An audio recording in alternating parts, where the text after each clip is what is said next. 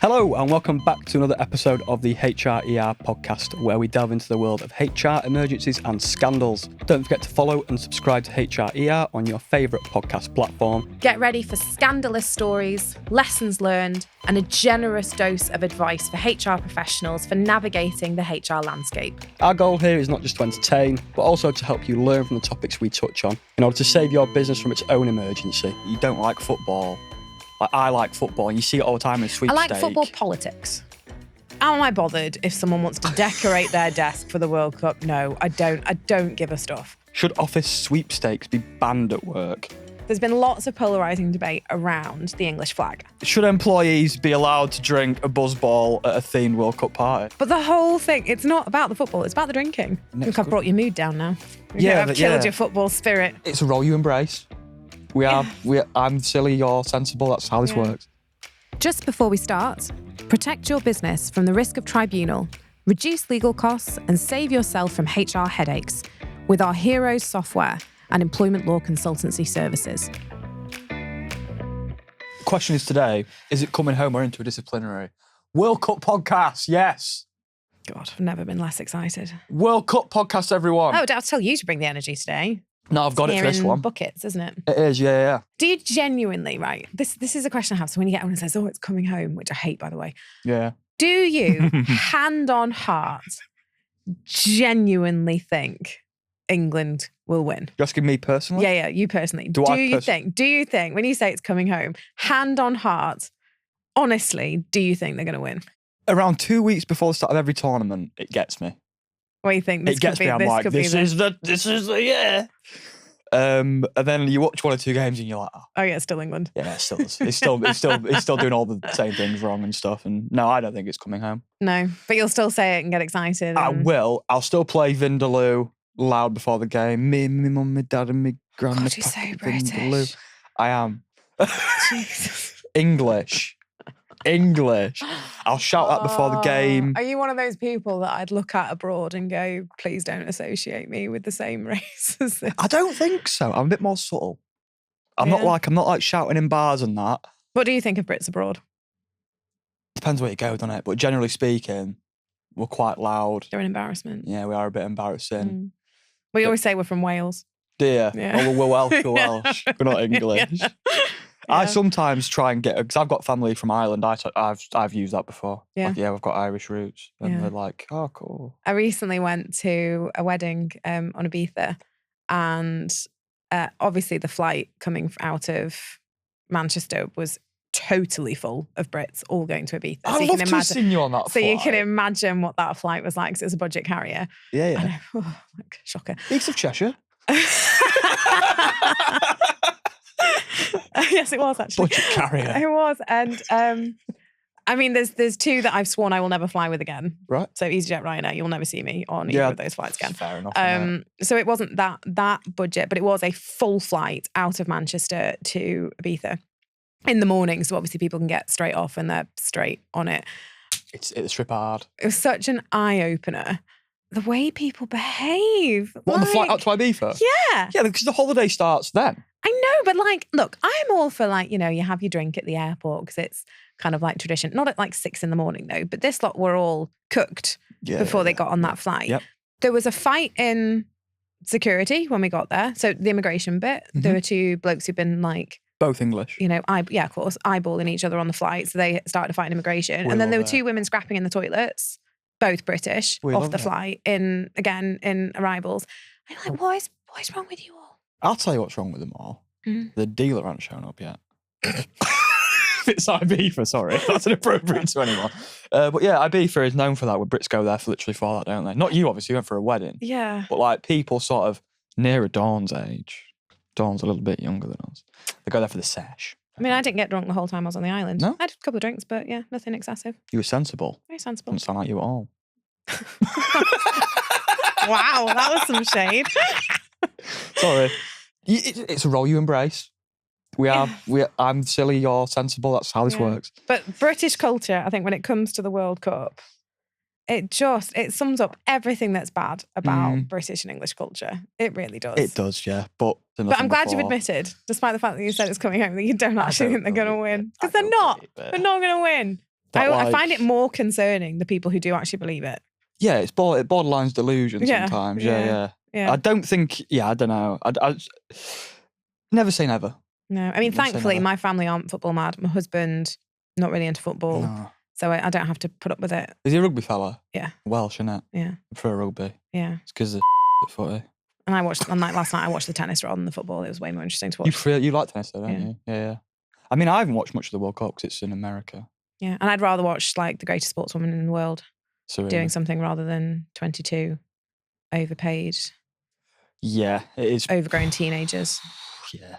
Imagine the good the world would do if all the footballers' wages was given to like sort of holistic. Yeah, I mean, I get the whole argument about how there is a commercial value attached to them and the deals and endorsements and all that sort of stuff, but I still just think like £1 million a week. We're so much better at other sports. England. There's things where England are like top of the world at women's football. Women's football being one, for example. One of them, weirdly.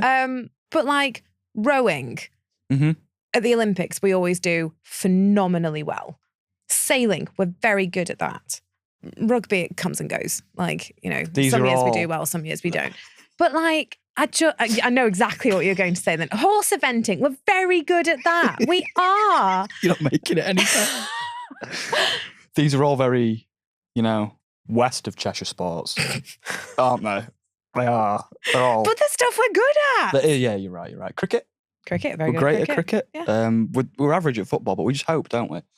It's the romance of it. It's not. It's the British culture that comes with it. It's an excuse for people to go out and party, is what I think. But anyway, we will crack on with what we're here to actually talk about. We're doing yes and no's, aren't we? Yeah. So we'll do. Stop that. I don't know how to stop it.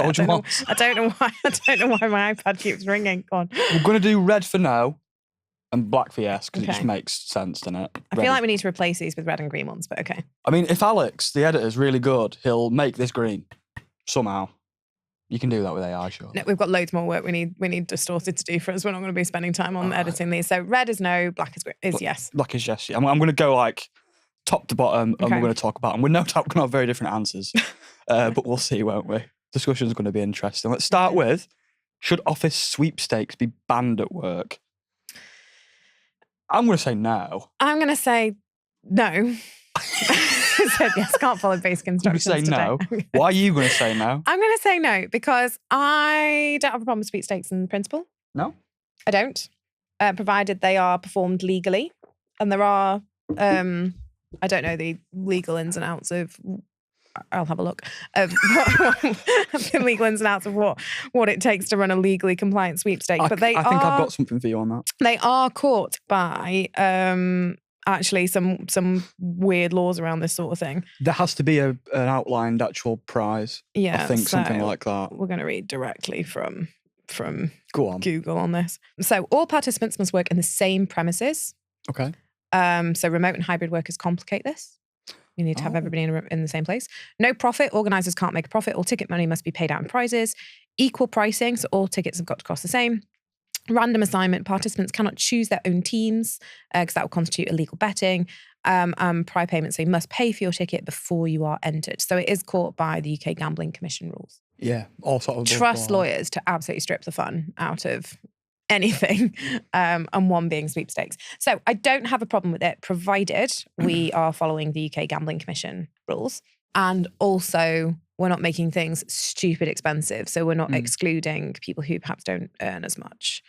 But I think the major one is where you have got, say, a workforce where you've got lots of people on minimum wage. Anything these days with cost of living can be a bit of a push for people at certain times of the month. Absolutely. Is that we can't be doing IOUs. They've got to pay before they get their ticket. Put your money in the heart. Yeah. So if it's going to cause lots of issues within the workforce, I'd be like, it tends to be, believe it or not, generally, it's one of the better organised things at a workplace. As long as it doesn't become a distraction. Same with everything with me. As long as it doesn't become a distraction and you follow the law, fine. I don't care. Mm-hmm. World Cup is generally a distraction, though. Am I going to take part in it? Probably not. No? You wouldn't? Well, like, the thing this always happens. Like, and also, like, if your MD wins the sweepstake, like, rigged. No, yeah, there's just no, yeah, no point. You're getting hate. Yeah. But you're one of them people like you don't like football. Like I like football, and you see it all the time in sweepstakes. I like football politics. So I like the politics of which managers are going where or players moving around. Like transfers? So all that stuff I find okay. quite interesting. But the actual playing of the game, boring. Don't care. Yeah. You'd get a good team though, because you're not interested. Like Yeah, probably, but then I can't win. Yeah, I know. I literally can't win. I get like Qatar, and you'd get France, and you'd be like, oh, are they any good? And they're the best team in the thing. I can't remember what we were all going to be doing. And my husband did remind me, he's like, you're the MD, you're not allowed to win. I can't remember what it was. What, for World Cup? No, we were doing something. The Bake Off, that was it. He was like, because I am super competitive. You won the Bake Off. You won the Bake Off. I know I did. And he told me specifically I wasn't allowed to. I remember, because I am extraordinarily competitive. I will hold my hands up to that. I will turn anything into a competition if I possibly can. Grew in picture and flowers, didn't you, to put on your own brand bread? I did. Yeah, and he was like, you run the company, you are not allowed to win at anything against your own staff. And I was like, look how that turned out, eh? Grew and picked her own edible flowers, people. For a bear in mind, there was 4 of us doing it. Still won, didn't I? It was that competitive. Still won. Yeah. Okay. Second one. Is World Cup fever a legitimate excuse for flexible working? No. No, I don't think so. No, you can't have flexible working just because the World Cup's on. That has confused me a bit, just the word now, but I think no, yeah. If you like working in if you've got a set office space or whatever, or a warehouse, you should probably be there. Where I used to work, when there was a big sporting event on, there'd be TVs around that would have it on. That seemed to be like now, apparently these days, like not enough and a bit old fashioned. But I've got no problem. Say if you're working, you want to have your TV on at home. Not even for the World Cup. If you want your telly on while you're working and you're productive, I don't care. Bit of background noise, isn't it? But yeah, I don't see why someone would need flexible working to go and watch England lose to a country that doesn't really play football very often. No. No, I don't either. But though I saw there was an article that I read where it said millions set to leave work early to cheer England on against Congo in the first World Cup knockout match while sinking 3.5 million gallons of beer. But what struck me about this is it says how people are going to be leaving work early for this. However, the game doesn't start till after 5. So I'm like, at 5. Well, yeah, but like when I was reading about why people want to leave early, so people want to leave at like 2-3 o'clock. So they can start. Yeah, so they can go to the pub. Yeah, so they can start drinking. So they can pre-drink, get like mullered before. You're not even going to be watching the game if you're that drunk. So it's not flexible working for the football. They want flexible working so they can go to the pub on a Wednesday.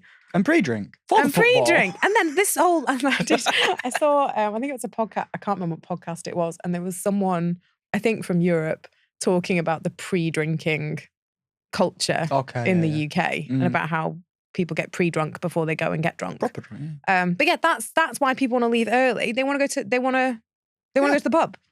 What's wrong with that? Hours before the game.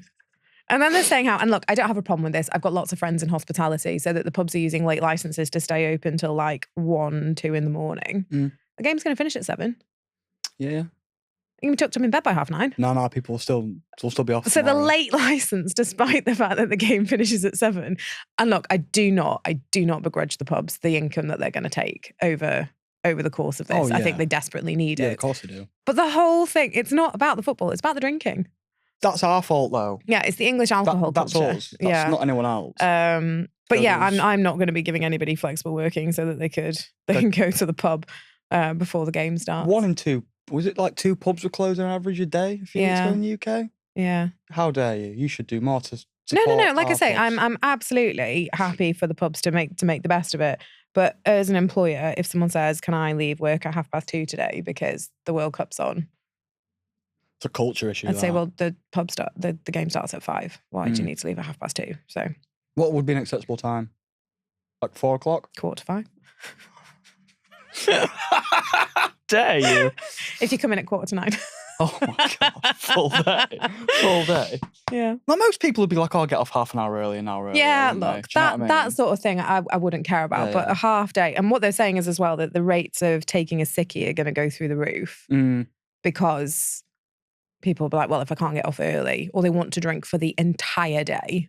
And the night they'll celebrate afterwards. But then that also means they're going to be ill tomorrow because they're going to have drunk so much today that they're going to be incoherent by 8 o'clock tomorrow morning. So yes, hospitality is going to do very well, but the number of lost working days for other employers is also going to go through the roof. It is. So what made me laugh, we were chatting in the studio before to one of the staff here, who was saying he's really, really unwell, but's come in so that no one thinks he's pulling a sickie because of the football. So I actually feel really sorry for him. And I know he can hear us, so hi. Bless but him. yeah, I did feel very sorry for him. The assumption would be that you're pulling a sickie because of the football, despite the fact that he's sick. He's sick. He sounds different. Sick. Yeah, he's got a sore throat, bless him, but he's still come in.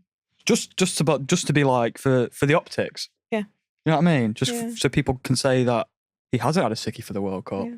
It's working the other way around, maybe, for some people. Yeah, you don't get extra credit for coming in because the World Cup's on. I'm here. That leads us on nicely to the next one. Should repeated post-match sick days, so sick days after a match has taken place, trigger an absence review? Yes. I think so as well. See, we're in agreement on quite a lot of these. Because I'm smart. Yeah. You actually think it should be a no. You think I should have compassion with people who've got raging hangovers. I'm in between. Don't you? I'm in between. Yeah, no. No. If you're off because you have drunk too much, look, if you want to be off for the World Cup and the next day, book annual leave. It's absolutely. what it's there for. Or even unpaid leave, if you can. If you need to. But don't lie and say that you're sick on the day that there's a game. I mean, yes, fine, you might be sick with a hangover the next day, but it's because you've nailed it the day before. It'd really annoy me as well, like if you're working as part of a team, that always annoys you when you've got to bridge someone's workload. Yeah. For a silly reason like that. Because the hungover. Yeah. That'd do my head in that. What made me laugh, I was listening to the radio this morning and they were having a debate over if England wins, whether there should be a bank holiday next week. I'm like, they're not even in the finals. They're playing Congo. Yeah, they're playing Congo. No, you can't have a bank holiday. No disrespect. Yeah. The Democratic Republic of Congo, but it's not a big deal. The expectations around reward and time off and celebration at this level, it just boggles my mind. Now, we were speaking before about the likelihood of England winning the World Cup. We both agree it's unlikely. It's not going to happen. It's not going to happen. If they win the World Cup. Do I think there should be a bank holiday? Yeah. No. I don't. Okay. No, right. I don't. Okay. Did the women get one? A bank holiday? I don't think so. No, they didn't. So the men can't have one either. Yeah, fair enough. But the women do win the World Cup for the football. women win all sorts. Exactly. Like our women's teams across a number of sports do so much better than the men. So it's not that special when they win something. Whereas the men are like... Yeah. The women didn't get a bank holiday. The men can't have one either. Okay, yeah. Equality and all that. Do our training. Yeah. Next one. Should employers, decorate the office for the World Cup? Should's a strange word, I think. Should? Should they? No. Can they? You think... No. Yes. Am I bothered if someone wants to decorate their desk for the World Cup? No, I don't. I don't give a stuff. Should they? No. Should we be mandating employers like embrace this like Christmas and cover the office in plastic tat covered in the white and red? No. Bloody tat. No. No, I don't. I don't think we should be doing it. But if someone wants to, fine, knock yourself out. Yeah, I'm just gonna put because like I'm gonna take should as like should they? Yeah, because it'd be nice like that. You know what I mean? Like it's festive. Yeah. Like tinsel and that. It's nice, isn't it? At this festive time of year. Flags and that. If someone starts kicking balls around the office, I'm gonna have more of a problem with that. But yeah, fair enough. What about balloons? If it's in line with fire regs, I don't care. Generally, I don't care. No, I think I'm more laid back than you actually think I am. I can't see you telling me off time to time anyone off kicking a balloon around. No, we're not kicking balloons around. I mean, is the presence of balloons okay? But what if I kick a balloon? It's not. No, you're not kicking balloons around the office. So you would be mad if I kicked a balloon. I would be. You're not a 4-year-old. Though on the decorating thing, so this is kind of going off on a bit of a tangent, because over the last year or two, there's been lots of very kind of polarizing voices. I'm going to make this a really boring debate now on such a happy topic for you. There's been lots of polarizing debate around the English flag. Okay. What, St. George, the Red Cross? Yeah. So when people are hanging it out their windows or it's being strapped to flag posts and it's seen as divisive in certain areas because, to quote the press, the England flag by some people is seen as racist. All right. That it's a nationalist symbol that various political parties exploit. So I personally don't. I think flags are flags. They are. We've always had them. You know, I have no issue with flags. I don't think they're racist. I do think some political parties maybe use them in an aggressive way, but I still don't think that makes the flag racist. If you had somebody who complained and said they feel like they are in an oppressive workplace because of the presence of the St. George's flag. That is ridiculous. Are we going to take them down? Probably not. But that could be, what I'm saying is that actually could be an issue in some workplaces at the moment. Yes. The flag being visible? Yeah, there are people who are grossly offended by the St. George's flag and think it's oppressive. English people? Some. Get a grip. If someone in our office said that, I'd come in the day after my face painted. I'll pick my whole body. Like, get a grip. Yeah. Michael always used to say, offence is always taken. And I do agree. Like, that's just ridiculous, mate. I do think nobody has the right to live an offensive-free life. That could be worded a lot better. And actually, the people who don't get offended tend to do better in life. They're more resilient. They get on quicker. They, because you're not spending half your life getting upset over something that somebody said. It's pointless. I was asked about this by one of my lifeboat crew about, so after having done first ultramarathon and now with Ironman training, about the profile of people that you see within endurance sports. Yeah. So generally very resilient people who don't complain, they'll get on with it. Yeah. And what I actually said in one of the chats was, when you're fighting for your life because you've been doing cardio for 12 hours and you're desperately trying not to soil yourself, you're not too bothered about hurty feelings. At that point, there's bigger things to be thinking about. And it's like that in life. There are bigger things to be thinking about than hurty feelings. You've got to be really maybe not like any other way privileged, but some way mentally privileged to. But then as an employer, you've got to be careful because where there are people who are saying things that are unacceptable to people, when they are purposely trying to hurt people's feelings, we're drifting into bullying, harassment potentially. We do have to have a higher standard at work. But I do think people who've got that resilience to go, well, look, if that's your opinion, great, keep it to yourself, whatever, don't and move on without dwelling on it for 17 weeks. Getting offended at a flag's just too far. Yeah. Far too far. Look, I've brought your mood down now. I've killed your football spirit. Nice one. Mission accomplished. You've clipped my wings. Next question. Is it acceptable for employees to check live scores during work? Yeah, I don't Of course care. it is. Don't you? I mean, I've already said yes to TVs being on. You want to check the scores, fine. Yeah, to be fair. Yeah, I mean, if you're waiting for England to score, you're going to be waiting 90 minutes, but, We are. But the blessing about this World Cup is US times, no games before 5 o'clock. No, UK so it's all going on through the night anyway. Yeah. So, might get shift workers, people who work night shifts, things like that.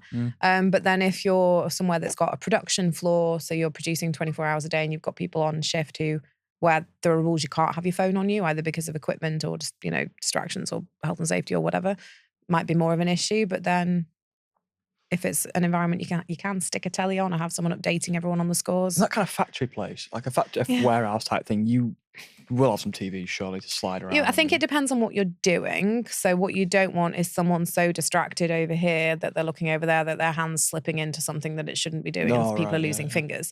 Where there is a health and safety aspect of things, clearly we need to make sure people's attention is on the job that they're doing, which is why I would say then if someone pops in and goes, oh, by the way, it's 1-1. somebody scored. Yeah, I was about to say Beckham, but it's been football anecdote loading. It's been a long time since David Beckham played.